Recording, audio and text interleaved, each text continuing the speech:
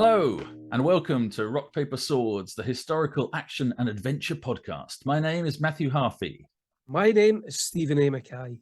We're both best-selling historical fiction authors, and together we chat about all things historical and anything that could fall under the banner of action and adventure in books, film, TV, and games. Oh, and we also talk about rock music from time to time. Yes, and each episode we cover different aspects of history, from the quirky to the almost unbelievable. We also talk about writing, not only about our own writing process with each other, but also with guest authors. For today's episode, we're going to talk about music.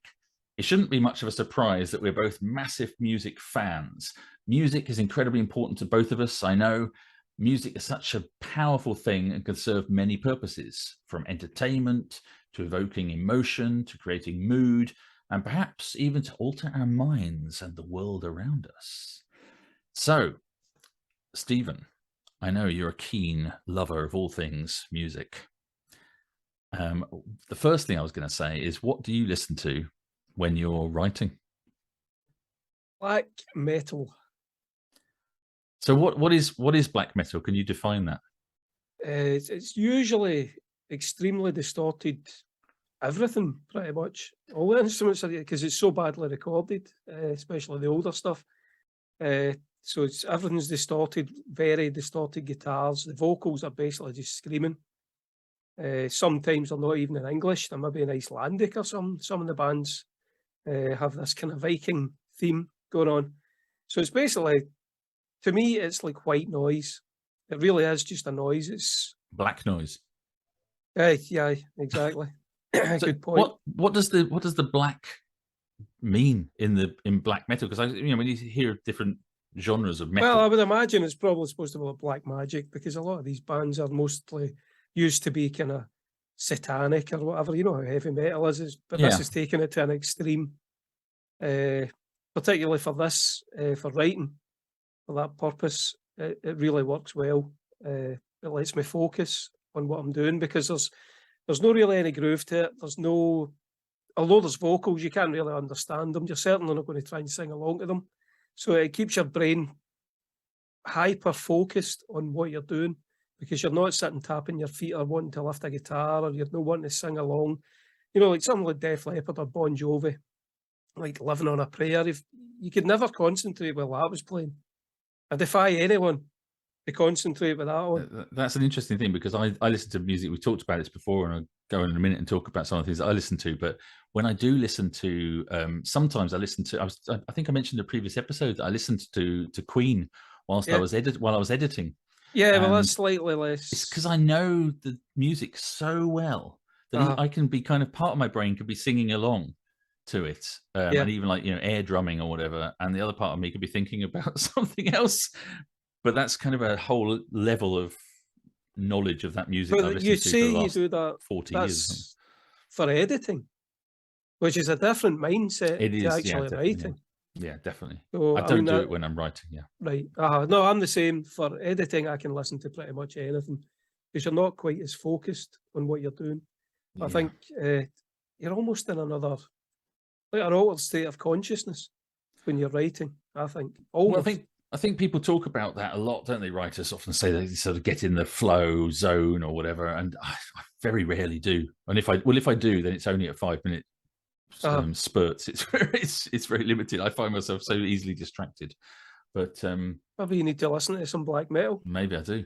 Give me some black metal band. The ones I like are Enslaved, and they have this kind of Viking theme going on. They all kind of look like Vikings. They're from Sweden, I think they're from, or Norway. And so they have this, but they're a bit more progressive as well. They have some keyboards and stuff. They're quite musical compared to a lot of the other black metal stuff. Behemoth, I like their older stuff. There's so many. I mean, I'll put some links in the show notes if anybody wants to check it out, and I'll try and pick the least extreme or offensive, because some of it is offensive. I mean, heavy metal as a genre has always been kind of offensive, and when it almost skirts the edge, doesn't it? Of trying and black metal takes it to an even further extreme, a lot of it. So just ignore the ideologies. A lot of them are crazy, really crazy people. So just ignore that, avoid that, and stick with the good stuff like Enslaved. They're just normal guys. Interesting. So I listen to, when I'm writing, I listen to stuff that is again kind of like, I sometimes listen to white noise, just like rainfall or things like that. You can get anything now online, and I'll listen to storm, thunder and lightning and rain or whatever, or rivers flowing, or sea crashing on the rocks of a beach or something that, again, you just sort of very much like the way you described sort of with black metal, really. But usually I listen to music that doesn't have lyrics, or if it does have lyrics, they're in a completely different language that I don't understand and can't sing along to at all.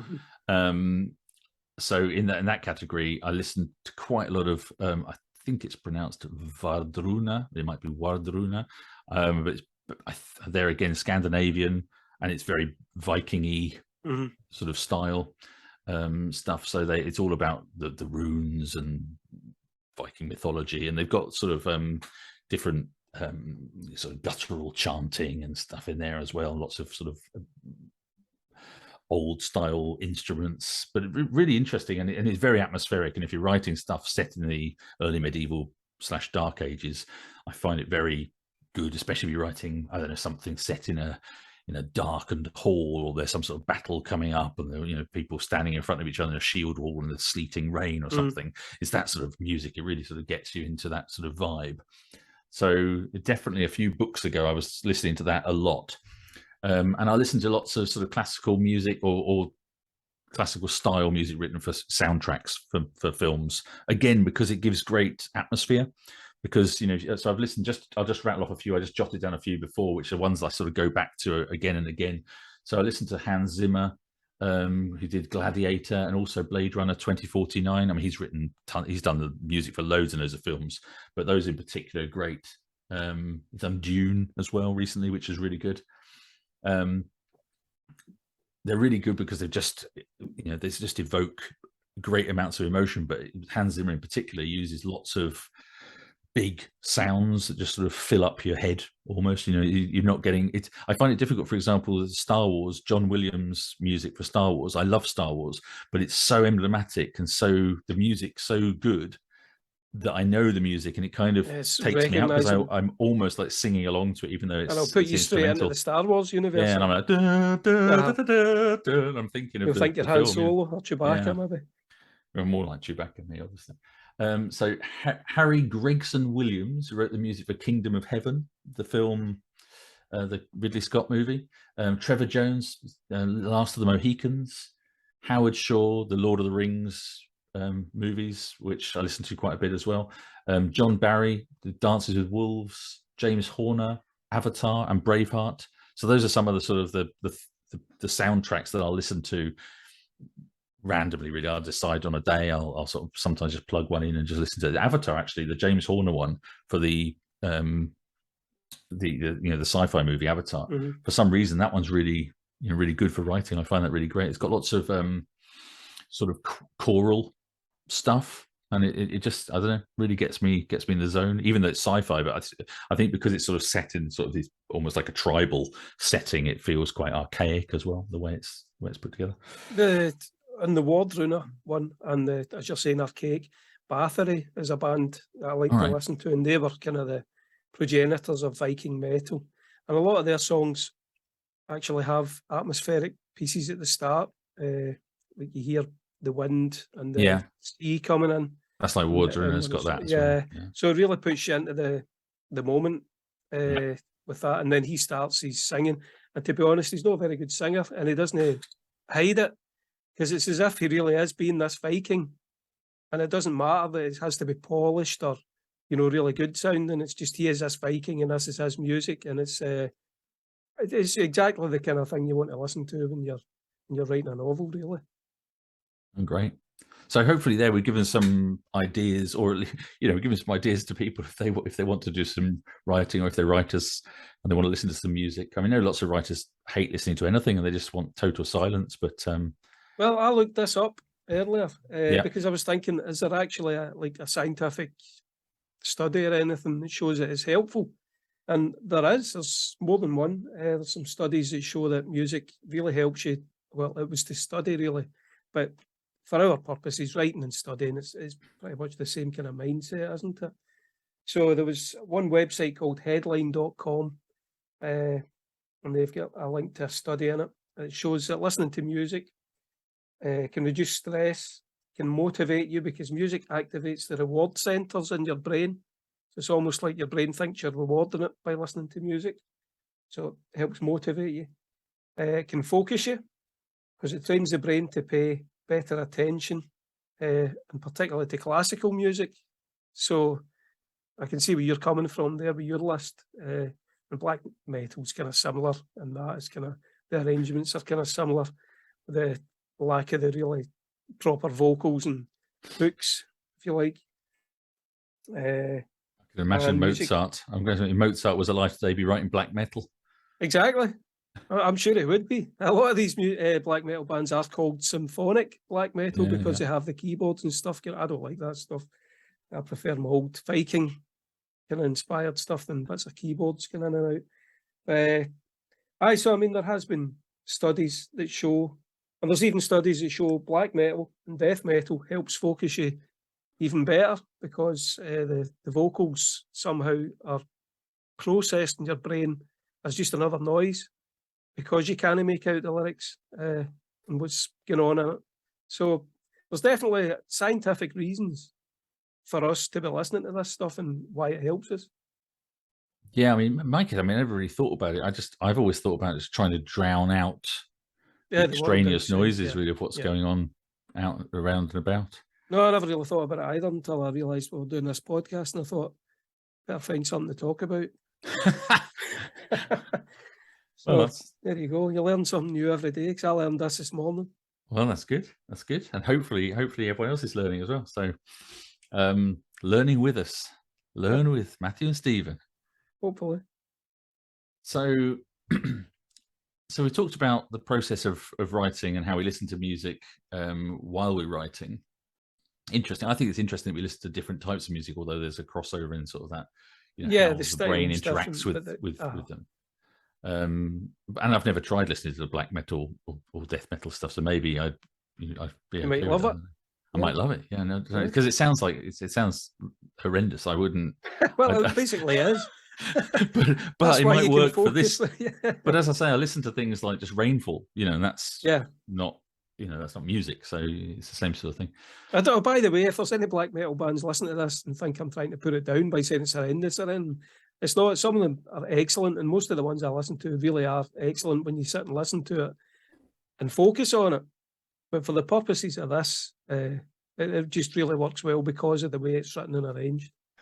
So moving on from the actual writing process, I was sort of doing some research about music and writing and whatever as well, and looking at there's lots of bands that have got literature links, or especially in the titles of their or the name of the band.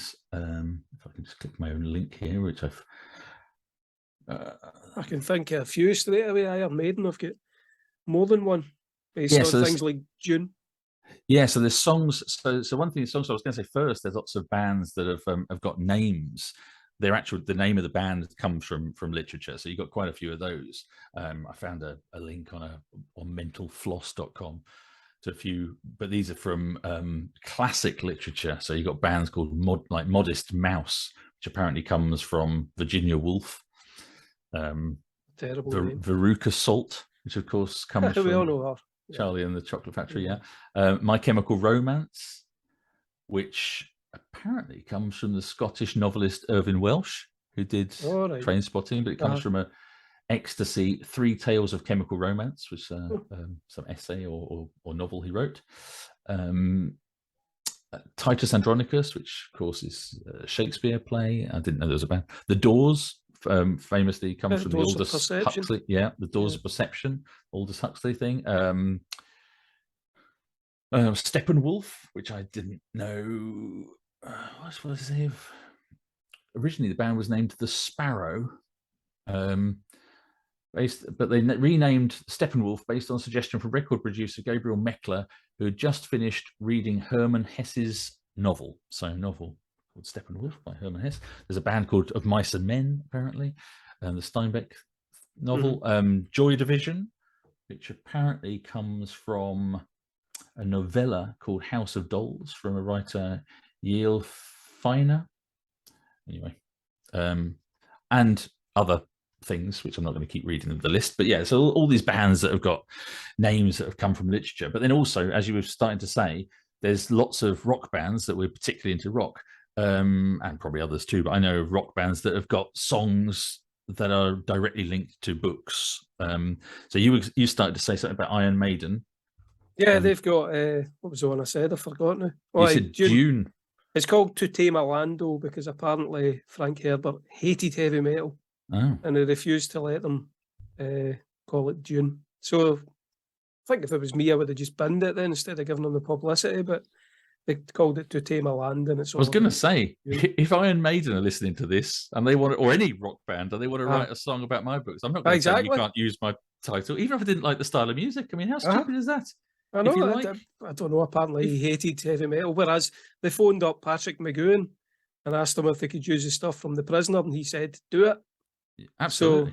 So you would think, any bands can use my stuff if they like. Oh, I mean, you're talking about writing a song inspired by your book or whatever. I mean, why not? I mean, brilliant. Yeah. So they definitely have. They've got a few others, but off the top of my head, I can't really think of them. But I see you've got Ramble On down there from Led Zeppelin. Yeah, so Ramble On, it's the Lord of the Rings, sort of the Hobbit, Lord of the Rings stuff there. And they also did Misty Mountain Hop. Yeah. So Battle of Evermore, I'm sure, has got some Tolkien references in it. There's a few. So I'm sure everyone listening to this will have heard those Led Zeppelin songs when you talk about Gollum, and I mean it's hilarious. I always find it hilarious when you go the evil one. Yeah, because it's pretty much got nothing to do with the song. He just kind of forces it in there because he loves Lord of the Rings. It's Stairway to Heaven as well. Yeah, it's very good, Lord of the Rings stuff in it. It's great. And Hawkwind, the band Hawkwind. Lemmy's old band. Yeah, links to Michael Moorcock, who wrote with them and played with them. I think he actually used to go on stage with them.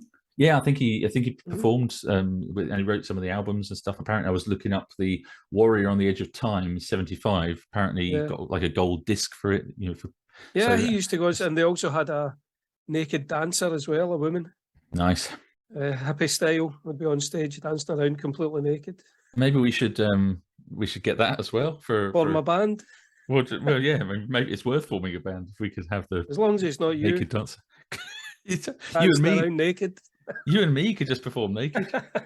Maybe. I mean, as long as we keep it a podcast and nobody can see. I think we'd have to, or everyone would be switching it off. I mean, what we haven't told people is, of course, we already are. We always do this naked.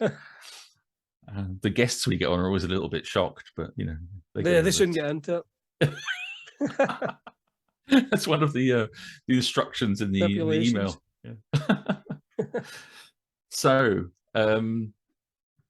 what about music in your books, and sort of moving on to the actual writing? And have you got music referenced in your books a lot? Yeah, there's musical man in the Druid books. There's some songs which I've actually recorded myself because I put the lyrics down and I thought, I wonder if I could come up with a tune for this. So you can find them on YouTube again. I'll put them in the show notes. So there was Roderick the Red was one of them, and the song and Song of the Centurion, that's on YouTube as well. And it's a heavy metal version. It's kind of a dark, somber sounding thing because it's supposed to be about the Centurion's wife who dies.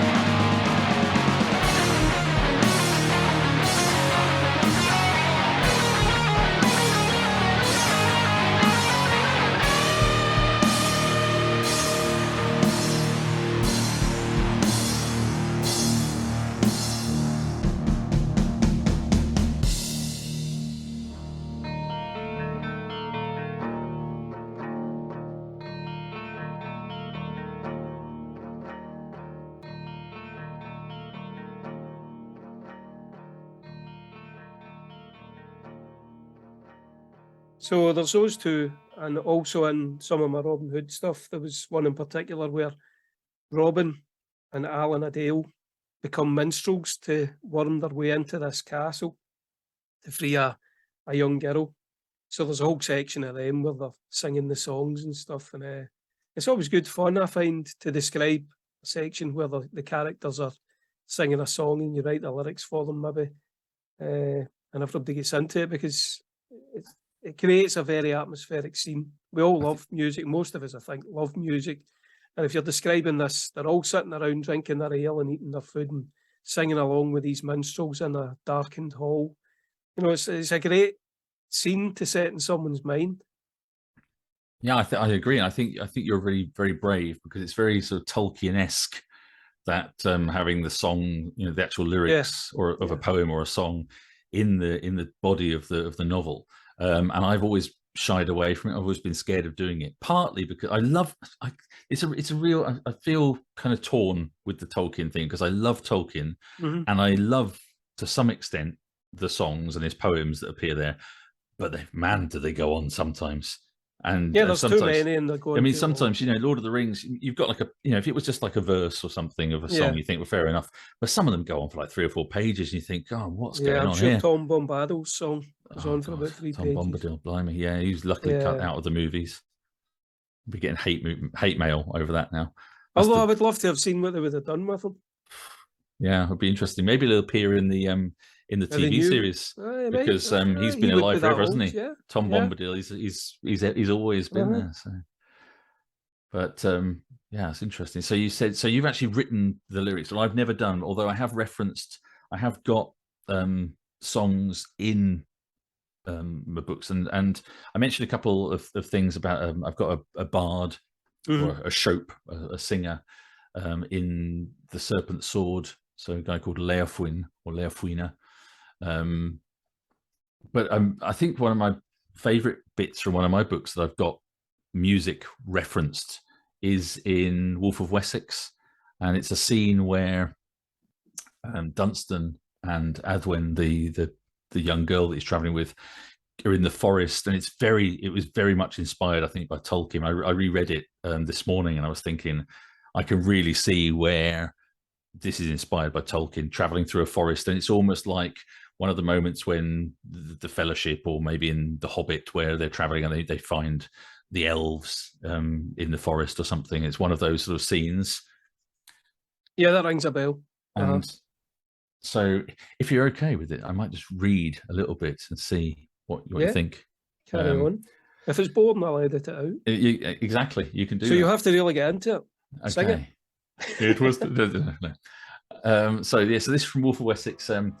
It was dusk, and they were deep in the forest, surrounded by smoke. She had no idea where it came from. For a moment she thought of a great worm, coiled and waiting in a forest glade, breathing out acrid clouds of smoke, its feral eyes gleaming in the darkness as it lay in wait for its prey to come to him, lured from the road with promises of warmth and shelter. A sound came to her then, a strange sound that for a time she could not fathom, a lilting warble accompanied by a rumbling thrum. The noise rose and fell and seemed to echo all about them, as if it emanated from the very smoke itself. Dunstan had almost been swallowed up by the haze and the gloom, and with a start she realised she had stopped walking. Quickly she sped after him, uncaring now whether she made a noise or not. The thought of being alone and lost in this smoky darkness, surrounded by the eerie music, filled her with terror. Music.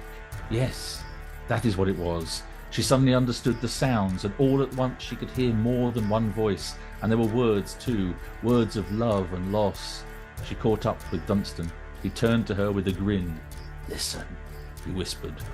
They stood still and silent there in the forest and listened to the song.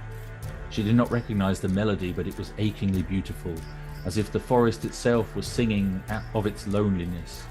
There were deep bass tones and higher counterpoints, but against it all there was the throb of a chanted song of lovers, destined to be ever apart and only united in death. When the singing ended, she found her face was wet with tears. Dunstan cuffed at his cheeks and placed a hand on her shoulder. leading her forward. It was almost full dark now, but she fancied she could make out a glow between the trees ahead.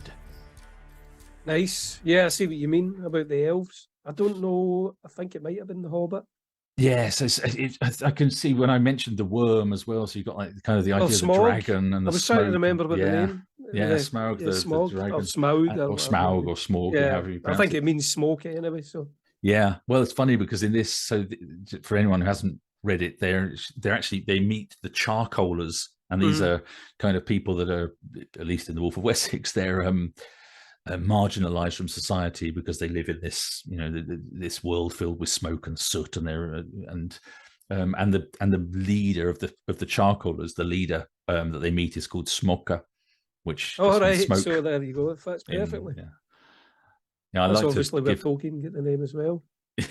yeah, I like to use the sort of old English names that have some sort of meaning as well. Nice. That was quite enjoyable, Matthew. Thanks for that. Thank you. Well, that was but I shy away from doing actual lyrics though. Yeah, well, I suppose I see what you mean, because if they're not very good, then it will take the reader out of the scene. So, I don't know. I mean, yours are probably very good though. Well, I hope so, but you never know, do you? You hope they're good. You think they're good. They might be garbage, but you can check it out on YouTube, as I said, and we'll see if you like it. Tell us what you think. So, moving on. Yeah. So I jotted down some notes beforehand. One of them I'd written history or music, and you questioned it and said, "What?" which seems like a reasonable question. And you said, "Did you mean history of music?" What did you mean then? And I think maybe I did mean history of music, but I was thinking about it afterwards and thought that perhaps because we're both music lovers / musicians and writers of historical fiction, maybe we should talk about which thing we prefer. Do we actually prefer music or history and writing? Oh, I definitely prefer music. Yeah, me too. There you go. Yeah. On to the next question. Next. Yeah, but why is that then? So that's interesting, isn't it? So, you know, if you had to do without one thing, reading. So it's slightly that's a different question. It's slightly different from writing. So, but if you had to do without reading or listening to music, so let's say we can't create anymore. Yeah. But we can still consume entertainment. If you had to do without reading or music, which would you do without? I think it would have to be reading. Yeah. Just the music moves me more than reading. You get the occasional book that really moves you, and you enjoy them all if they're any good. But I think music is just a constant source of pleasure, great pleasure. You know, you could be depressed, really depressed. Some of the worst stuff you've ever experienced going on in your life, and if I put on Van Halen, it immediately makes me feel better. It makes me smile, want to sing along. You know, it's certain bands have that kind of power, which is an amazing power to have. Or I think you'd written down something there in your notes, and there was a couple of songs that I noted, like Led Zeppelin's "All My Love" and Jethro Tull's "Home." And both of those songs kind of make me, I just want to cry when I listen to them for different reasons, but they both have this kind of melancholic sound to them. And I think books don't really have that same power. I think books do have that power, but I think it's not as immediate. And I don't know about you, but I'm really impatient and I'm a slow reader. Everyone is. Yeah. So I think for that, if you're talking about just emotional connection, you can make an emotional connection in a song in 30 seconds, whereas a book will take you, you know, hours and hours. You have to invest in the characters and so on. Whereas you can put a song on that, not even 30 seconds, straight away, something can hit you. Yeah. Well, talking about emotional connection to books. I mean, I have, you know, sobbed like a baby. I'm quite an emotional person. I cry listening to music as well, and live music especially will move me to tears, and often just from, I don't know, it's just the notes or whatever that's in it. It's like, just recently, I've been to a couple of gigs recently and found myself welling up and, you know, tearing up at the beginning, especially at the beginning of just that surge of emotion of just thinking, wow, you know, I'm actually here surrounded. Yeah, I got that with Def Leppard years ago, the communal sort of thing as being with thousands of people all enjoying that same music. It's And it's a band that you loved, and you can't Yeah. believe that you're actually there in front of them or whatever. really But I powerful. think there's certain songs that, like the Led Zeppelin one, "All of My Love," there's just something so sad about it. It's actually about his son that Mm. died when he was really Yeah. young. And it's just such a sad song. And it's not even the lyrics or anything, it's just the music really, really gets me emotional. Yeah. Some songs have that power, but as you say, immediate power. You don't have to read it for ages to get into the characters or anything. It hits you straight away. Yeah. So we both gave a pretty definitive answer there. We both prefer music, which is interesting. But so on the thing of history of music, though, as well, I did have a quick glance at sort of some history of music, although I'm definitely no expert.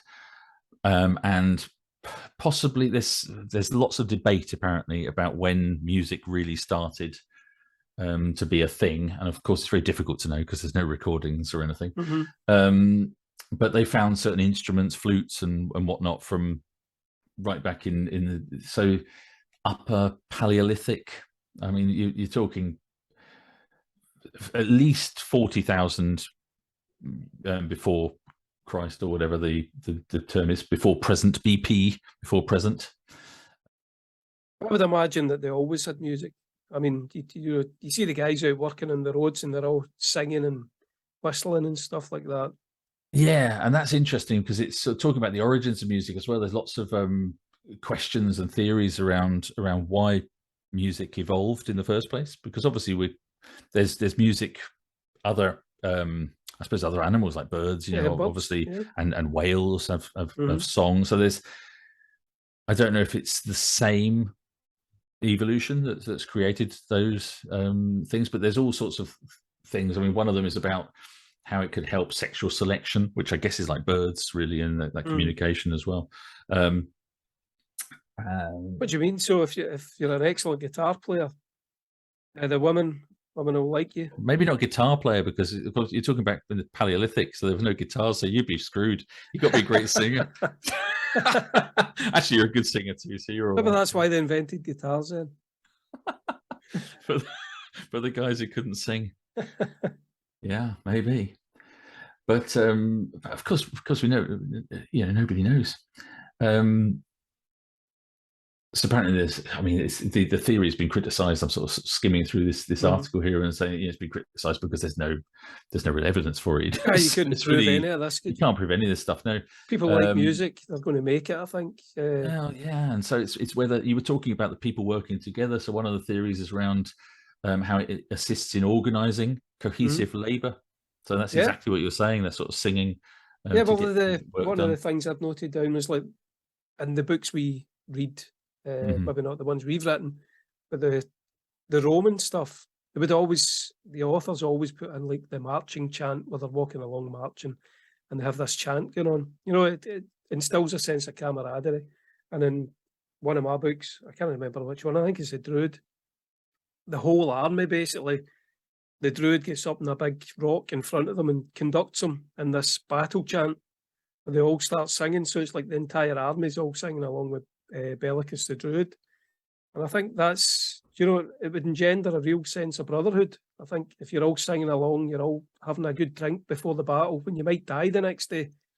Absolutely. That kind of thing. And even if you survive it and you go on, the years to come, it's always going to stick in your head then, isn't it? I think the power of that song would, as you said, the power of communal singing. I mean, that's probably one of the things that moves you when you're in a concert. Everybody's singing the same things. And you all love the band together, yeah. And obviously, looking at the history again, sort of going back, there seems to be little doubt that once we get into recorded history and we know, what that music was around, that it's been inextricably linked with religion. And different religions in every part of the world has got its own musical rites and things, where music has been important for creation of the religion itself, or as a means to some sort of connection with spirituality. So it's almost, I suppose religion and magic are very closely linked as well. When you're talking about back in history, back in prehistory. Yeah, music, magic, ritual, religion. They all have the same basic goal, don't they? Of well, it's supposed to be freeing your mind to help it commune with the gods. More, I think you might see it as controlling people. And music would be one way of doing that because it lets you feel like part of the brotherhood again. So it could be seems a negative in that way, I suppose. Possibly, yeah. I Because it's suppose so that immediate and so accessible. there's Anyone definitely can do it. you just while we're talking about this and sort of maybe a negative connotation, it made me think about your novella, Night of the Cross or Knights of Yeah. the Cross. Is it Knights or Night? Night, just night. Night of the Cross. And K at the start, in case yeah. anybody's listening. Knigget of the Cross. Yeah.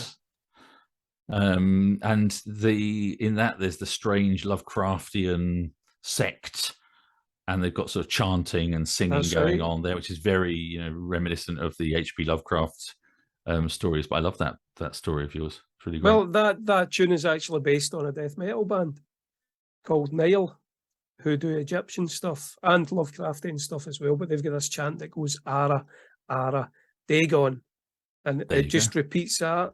I'll put a link to that. The song's absolutely brilliant. They play gigs and the whole crowd then starts chanting this Ara, Ara, Dagon. And it's just, I mean, you imagine the power in that for anyone involved. Vaguely terrifying. Yeah. Well, it's supposed to be terrifying in the book, but I suppose if you're in the band and you're watching this whole crowd chant this to you, I mean, how empowering is that? It's amazing. Yeah, I guess it's the same as Queen standing there and everyone singing Radio Gaga. It's the same. Or We Are the We Are the Champions. Is that the one that? Well, everyone's singing We Are the Champions, but when they do the Radio Gaga, they've all got their hands in the air and they're clapping in unison and singing. All we hear is Papa Radio Gaga. 20,000 people who are all clapping their hands in unison and singing with you. It's pretty, amazing, so impressive. It just shows you the power. I mean, it'd be hard to get that from a book. Yes, if you were to stand up and read a book, people aren't going to be moved in the same way. It's different. It's like maybe deeper. I don't know. It's a really interesting thing. I mean, I do every now and again. I readers will contact me and say that they're rereading my books, and I'm always surprised because I very rarely reread a novel because I feel like I've not got enough time. I feel like I can go back and reread a book that takes me several days to read. But I'm always surprised that some people obviously go back and over. Whereas music, I'll listen to 1,000,000 times. Mm-hmm. So I'll same song over and over again. Yeah, absolutely. So it's an interesting thing as well, where I think the brevity and the repetition of music, and normally music's got repeated themes and repeated verses or choruses and things as well. So it's a very different emotional connection to books, but I think you're right. Maybe the best books maybe have a really, really deep emotional connection. So when you finish the novel, you feel like totally. You miss the characters. You miss the people. Yeah, it feels like they're real people, which is an amazing thing in itself. But it's very different, isn't it? So yeah, talking about religion and everything, you mentioned this Ara Dagon. So that what's the name of that band that does the Old Nile, as in the river in Egypt? Nile. Yeah, the guy's called Carol Sanders, actually. I've got a quote from him here. Okay, yeah. So he does this kind of Egyptian stuff, but he also he had an album called Saurian Meditation, Saurian. Saurian Meditations, and it's a kind of ritualistic thing where you would listen to it and kind of maybe use it to meditate or whatever. And somebody asked him about it. And he said, I often ask myself, okay, in the modern times, we have electric guitars and big drum kits, electric basses. What did people do 5,000 years ago when they wanted to do some evil effing shit? Well, they didn't have electric guitars. They had to make do with what they had. So I think that goes back to the history of music. People still wanted, I'm sure, to write some heavy stuff, some evil stuff, or some stuff that moved you in a certain way, maybe a bit creepy, or maybe a bit sad, or happy, like Van Halen stuff. So they might not have had guitars and drums and so on, but I'm quite sure they would have found a way to do it, maybe whistling with their lips, or making bone flutes, or just hitting sticks off rocks, or clapping hands and chanting together. I'm quite sure they would have done something. Yeah, it's interesting, like saying about when we talk about instruments, they find flutes, I think, are some of the first instruments and sort of percussion instruments as well. But obviously you can whistle, and Yeah. people would have discovered, I mean, birds can whistle, right? They've got no instruments, but they make beautiful music. So maybe Exactly. humans are all whistling and making all sorts of percussive sounds and singing, and that's music, right? So if they're all singing, they could be doing amazing. And you do all sounds. sorts of stuff with your voices. Yeah. Some people have got really low voices, like a barbershop quartet or Gregorian chanting and stuff like that. Yeah. No instruments in there, but the harmonized voices can definitely move you.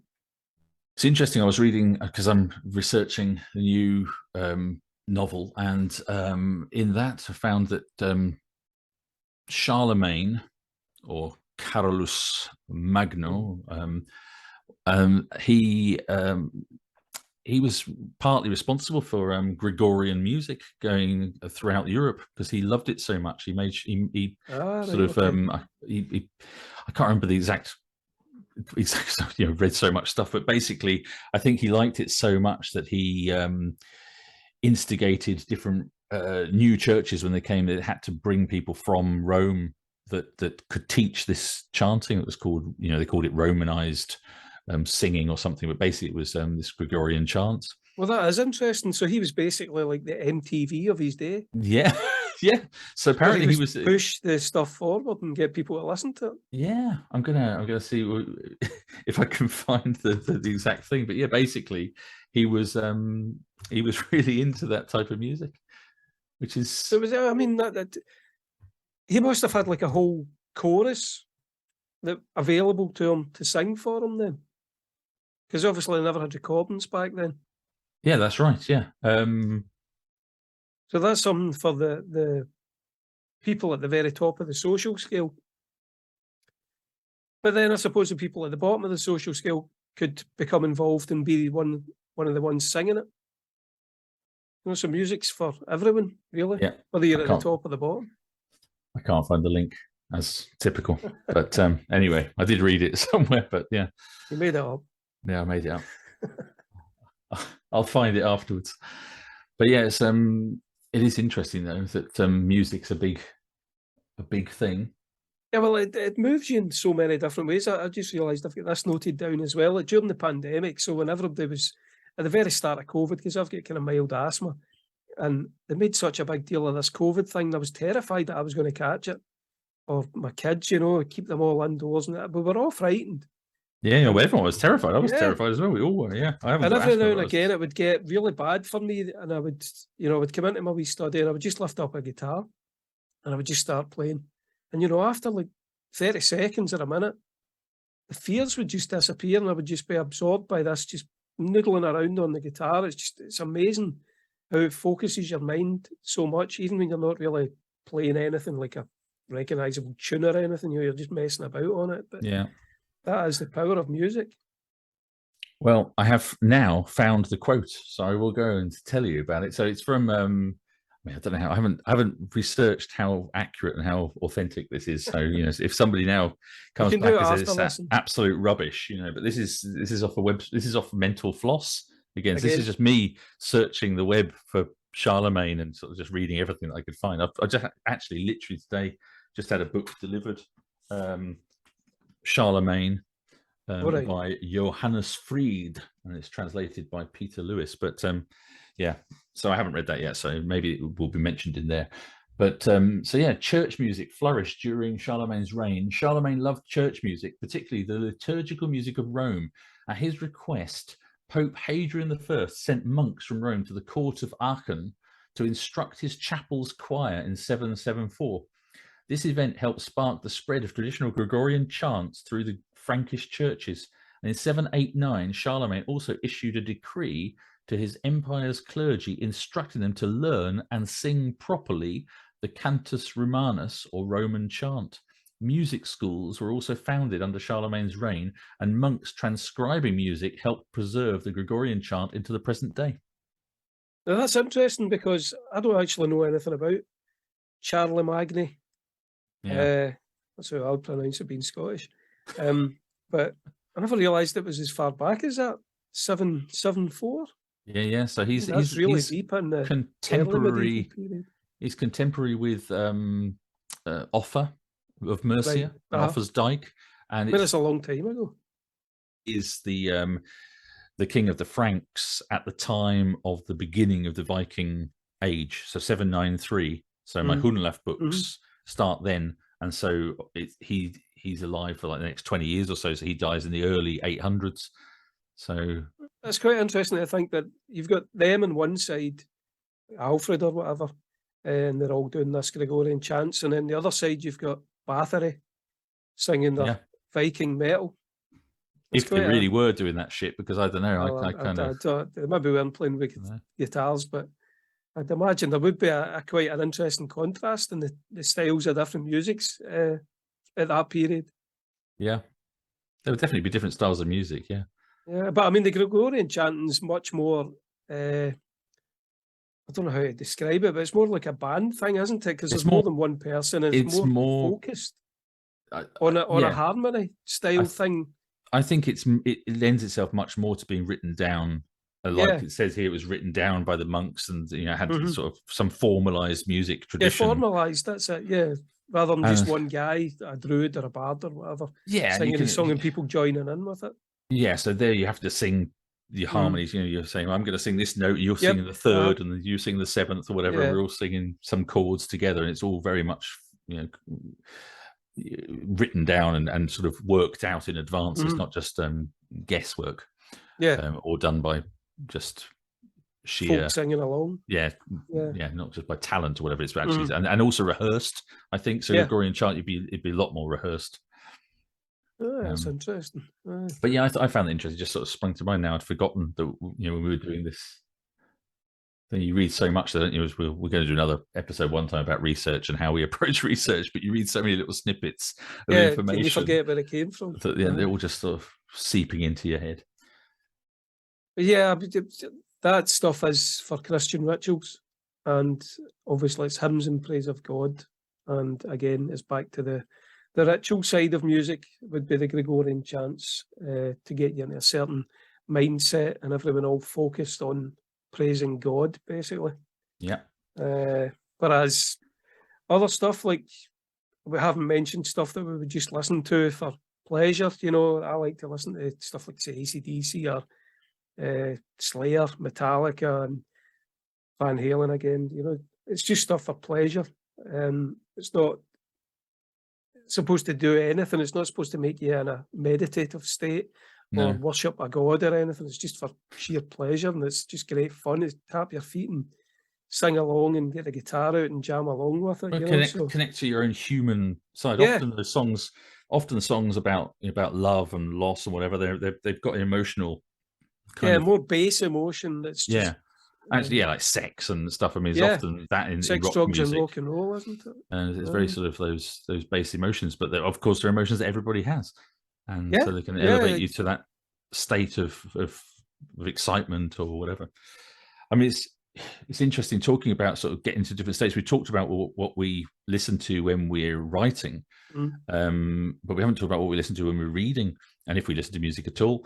And just the other day, my eldest daughter's become a really keen reader in the last year or two.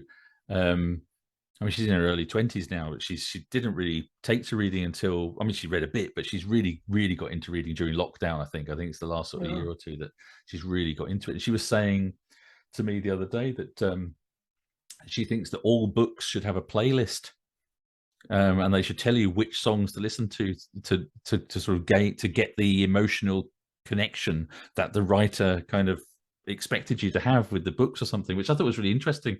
So she started doing that, creating her own playlist, and she said that some writers do. I suppose some of the younger generation, maybe they're on TikTok or whatever. Maybe they kind of put together a playlist and say these are the sort of the 12 songs that I recommend you listen to when you're reading this book or something. It's interesting.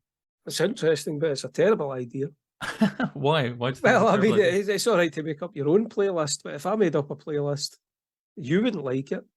Well, I guess it's interesting. Yeah, I mean, I hear what you're saying, but I guess I doubt you would even listen to it. You would get halfway through the first song and go, "What is this noise?" I suppose it's no. I suppose in some ways it's no different to having music for a film, right? If you don't like the music of a film, does it put Ah, you but off that's the film? less. That's less. It- I mean, that's more like incidental music. It's supposed to create an emotion. mm. Whereas I'd imagine these playlists that you're talking about are actual pop songs. I Or, don't know, so I'm not sure, but Mm. anyway, I did think it was an interesting thing. As she said that she was gonna, she was tempted to start like a a Instagram page or something, or a Yeah. TikTok or something, Uh-huh. and actually have playlists. They listen to this music, with this book or whatever. So I thought it was interesting, and obviously It's an she said, interesting idea, I think. and she said that she's found the books that she's listened to while so that she's read, sorry, whilst listening to music have connected emotionally with her a lot more than those that she hasn't done that, which I Uh-huh. found very interesting. And obviously, everyone's different, and some people wouldn't want to listen to music No, I at can all. see why. And then anytime you hear that song, it will remind you of the book. Yeah, so I So think whatever that's it. emotional connection as an author, that's perfect. That's what you want, isn't it? You want to get it Yeah. into your reader's brain as much as possible. So we've talked a lot about music. I feel like we've covered everything from history to rock music to. Yeah, we could talk for a long, long time longer. But Well, we probably could, but at some point we'll have to call it a day. And yeah, if people really want to hear us waffle about music again, they can request specific things about rock music or any other type of music. yeah, or ask us on Facebook or whatever if you want some recommendations for good Mm, second wave black metal bands. Just ask yeah, me. yeah. So we'll come to a close then on this episode of about music, and we've got our regular slots that we ask. What have you been reading and what have you been watching this week? Well, I've been watching the Lord of the Rings movies again. You might have seen my post on Facebook if you follow me. We're probably looking to do an episode on the Lord of the Rings movies, the old ones. So I've been rewatching them with that in mind. And in terms of the music in those movies, absolutely brilliant. You know, when Frodo gets injured, which is constantly actually, Yes, he's constantly lying about whining, which I never really thought of until I've been watching it now. He is a bit of a whine. And the music, it really moves you. You know, you find yourself with tears in your eyes quite often, and that's just the first movie, Fellowship of the yeah, Ring. So which I've is been my enjoying favorite of that. the three movies. Yeah, me too, And especially the bit at the start. The my whole favorite. It's my Gandalf favorite coming in. movie and the favorite book as well. It's the Yeah. So, but It's a bit lighter for the first half anyway, and the other stuff. So what have you been watching? what have I been watching? I've actually recently watched, and it does tie into the music thing. But I watched. It's just come out on Amazon Prime. The movie Respect, which is about Aretha Franklin. Oh, right. So about the yeah. life of Aretha Franklin, and it's all right. Yeah, it's okay. Yes, interesting, very interesting life, and obviously an amazing, amazing A great singer, voice, yeah. incredible voice, Yeah. and Definitely have to respect the voice, yeah. you definitely have to respect the voice. I mean, she had a really tough life as well. Her childhood. I mean, she had a child when she was, I think, 12 or 13. I mean, really, Right. really young, and never really. I don't think it was ever known who the father was, and it was all So lots of stuff. Swept under the carpet, basically. At that time, I'd And she imagine. was kind of a bit, a difficult, sort of almost like abusive relationship with her father, and then with her husband as well, her first husband. So there's lots of crap going on in her life, but just all the way through it, of course, is amazing. And trouble with drugs and drink Yeah. and everything as well, the usual sort of thing Well, for do you these find that, don't troubled you, with rock stars. I mean, yeah, a lot or of these pop rock stars. stars have these kind of issues. But yes, I mean, so definitely worth a watch. And as I say, at the moment, it's free on Amazon Prime in the UK. So Jennifer Hudson is the actress who does she was on American Idol a few Right. years ago. And I think she probably does lots of the singing herself. She's now, I think, a judge on The Voice in the UK. She's got an incredible voice. And Forrest Whitaker's in it. And yeah, really, yeah, good film. And I've been reading, I don't know about you, but I've been reading White Knight, Black Swan, which is by David Gemmell, the late great David Gemmell, but it's one of his only modern day thrillers. So set in 1993 or something, set in London. Lots of about racism and sort of gangs and all this sort of stuff. He wrote it under a different name. He wrote it under Ross Harding. I never realised he was written anything like that. It was re-released after his death under his real name. It's all right, but basically, imagine if you take a character from Druss or something and just plonk him into modern day London, and Or how it's does just he? like a Jason Statham movie or something. A bit, book yeah. form. He's sort of like wandering around. It's a bit heavy-handed. All the stuff is a lot about racism and stuff, and it's maybe a little bit laid on a bit thick. But it's basically about how there's like an ex-Nazi Gestapo guy that he meets and it's all sorts. I don't know. There's lots of unusual things, but it all feels a bit heavy-handed, sort of talking about the vagaries of mankind. But it's readable, and David Gemmell doesn't write bad stories. So. Yeah. What about you? What have you been reading? I've not really been reading much this week. I've not really had much of a chance, but I subscribe to Fortean Times, which is all weird stuff like ghosts and UFOs and folklore and all this kind of stuff. So I've been trying to catch up on my back episodes of that. And I'm afraid I haven't been reading your book, Matthew. What? Not had a chance. Oh, God. As much as Terrible. I love it. By 2024, you'll have finished it. Yeah, sure. So anyway, I think that's about it for today. And hopefully people have enjoyed that. So that's it for today's episode. Please let us know if you've got any questions or things you'd like us to cover in future episodes. You can contact us on the Facebook page. That's facebook.com/rockpaperswordspodcast. We're on Twitter at rock_swords. You can find out more about our books on MatthewHarvey.com and StephenAMackay.com. And we're both on Twitter and Facebook too. And we'd love to hear from you if you've got any questions about anything. If you just want to come along and say hello, if you'd like to ask us about music and get some recommendations or anything else. The theme music is written and performed and copyrighted by us. So until next time, a Rock, Paper, Swords, it's goodbye from me, Matthew Harvey. And it's goodbye from me, Stephen A. Mackay. And remember, whatever action and adventure you have going on in your life, be kind, stay safe, and happy reading. Well, we've been talking about music this whole episode, and we're going to leave you with a song that I recorded a few years ago with a band called Purple Fish.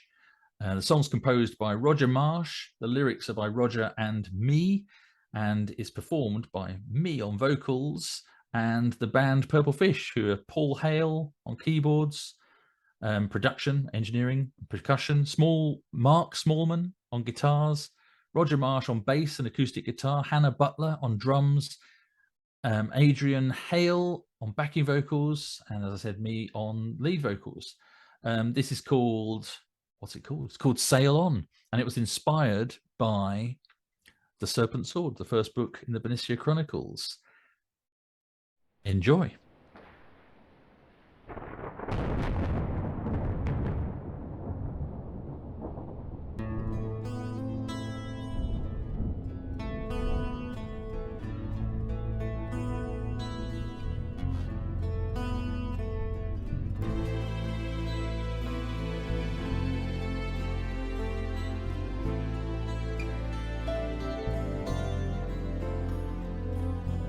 The storm was raging as we left on the tide. My heart was breaking with a pain deep inside. The wind was howling like a ghost, calling out my name. I was leaving all the things I had known, my childhood memories in a place I called home. Waves did carry me across this ocean of despair.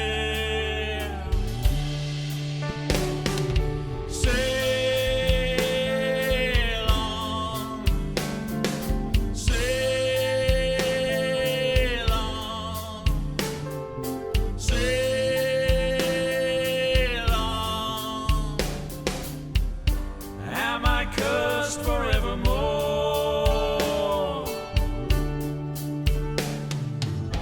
My thoughts turn to my dead mother's words. You're not your father's son, kept ringing in my ears. The spray ran down my face, I wasn't just my cheek.